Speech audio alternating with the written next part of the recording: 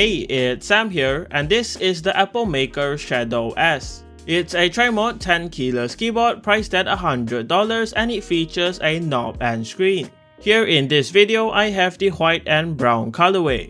Included in the box is the user manual, a braided Type A to Type C cable, a switch and keycap puller, 3 extra switches, and the keyboard itself that weighs around 920 grams or 2 pounds. So the keyboard has a 10 keyless layout with a knob and screen on the top right corner, a small RGB LED bar here, and an extra programmable F13 key next to the screen as well. The screen displays the date and time with some other information about the keyboard and comes preloaded with 2 GIFs that can be replaced with any image or GIF you want. The side profile looks like this with the cherry profile keycaps, and the typing angle can be adjusted with the height adjustable feet on the bottom. There's this glossy brown trim on the front and the back, and the storage slot for the 2.4 GHz dongle, the tri-mode toggle and OS toggle switch, and the Type-C port located here in the middle. On the bottom, there is 4 rubber feet, the 2 height adjustable feet previously mentioned, and a badge in the middle with the product information. Going back to the keycaps, they are cherry profile dice-up PBT in this retro-inspired colorway. I think it pairs well with the keyboard and is quite thick too, around 1.5mm. Besides that, it comes with pre-loop Wisteria V2 linear switches that are quite talky, plate-mounted stabilizers that are generously looped to reduce all of the rattle, a gasket-mounted flex-cut polycarbonate plate for a soft and bouncy feeling, and a 5-pin hot swap south-facing PCB with per-key RGB. Speaking about the RGB, it's bright and saturated but is partially blocked by the thick keycaps. There is 19 RGB effects preloaded to choose from, and there's also a few effects for the small RGB light bar here. As for the software, the keyboard is compatible with VIA, so you are able to remap all of the layers and keys, including the extra key over here and the knob, import or record macros, save and load different layouts, and configure the backlight RGB here. Not only that, the keyboard also supports the Image Custom Tool software.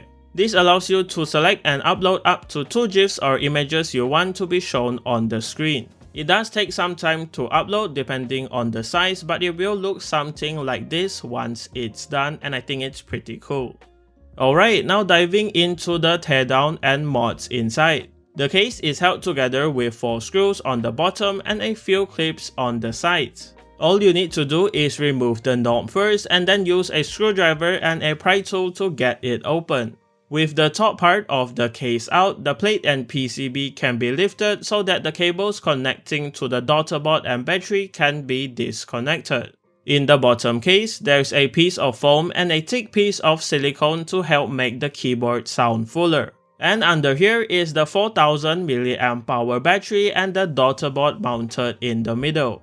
There is no screws holding the plate and PCB together, but the ribbon cable for the screen has to be disconnected first before pulling them apart. Do be gentle if you're doing this, as this cable can break easily. With the plate and PCB disassembled, here are the mods included.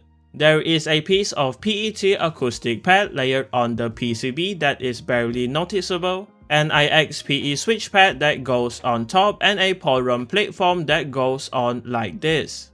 Everything is then gasket mounted with these Porum gaskets on the sides of the polycarbonate plate for a soft and bouncy typing feel.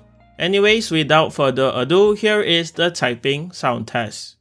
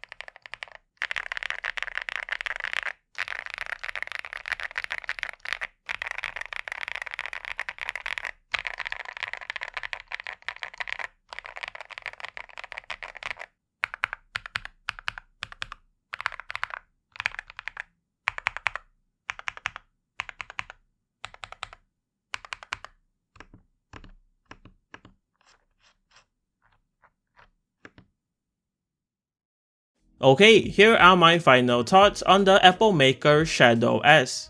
Honestly, I'm quite late with this review, but it's overall a great keyboard.